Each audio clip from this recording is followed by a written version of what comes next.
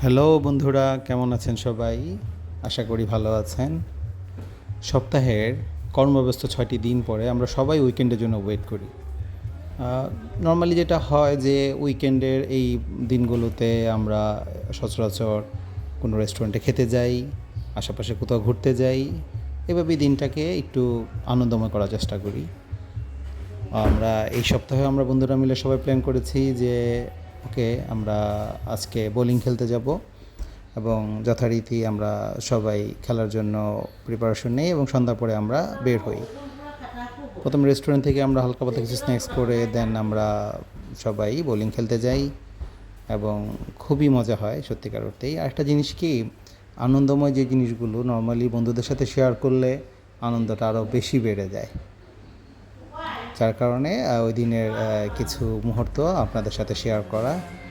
আপনাদের কেমন লেগেছে আপনারা কমেন্টস করে জানাবেন। বোলিং খেলাটা আপনাদের কেমন লাগে সেটাও অবশ্যই জানাতে ভুল করবেন না। ভালো থাকবেন, দেখতে থাকুন। বাই।